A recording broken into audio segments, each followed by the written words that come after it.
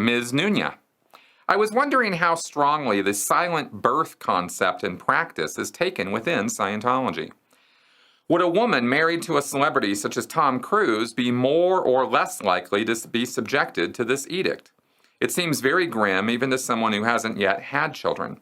In fact, it sounds utterly horrific.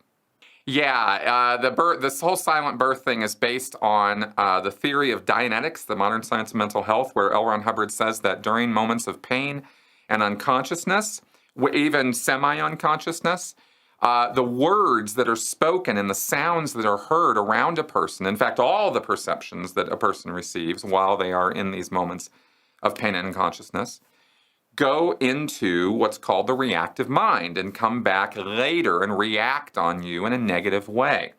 And so the giving birth, is definitely a moment of pain and unconsciousness. Some women completely pass out or are put out, but to some degree or another, the theory in Dianetics is that if you're experiencing any kind of pain, then you are experiencing some level of unconsciousness, even though it's a graduated scale of unconsciousness. You might not be fully unconscious, but if you're half out, then the perceptions you're receiving are half going into your reactive mind, is sort of the idea or the theory of this. However, there being absolutely zero proof of the existence of a reactive mind, this whole thing is just a bunch of hokum. So, it's bad enough that you have to experience all the pain and trauma of childbirth, but then to have everybody around you told that they can't talk, they can't say anything, or they have to keep it to a bare minimum, the absolute barest essentials of what needs to be said or communicated, and even moving things around, clanging instruments, anything like that, it's all supposed to be muted as much as possible during childbirth. And this is supposed to be for the baby's sake too, by the way, because the baby's coming out and it's also experiencing a moment of pain and unconsciousness through the process of birth. And so it's for the baby's sake also, which is the real selling point on this, right? Like, oh, you mean I might hurt my baby?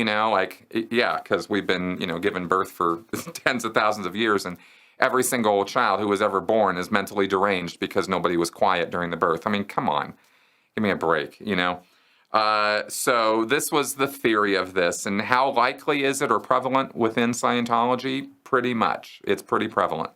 People, in Dianetics and Scientology believe what L. Ron Hubbard writes.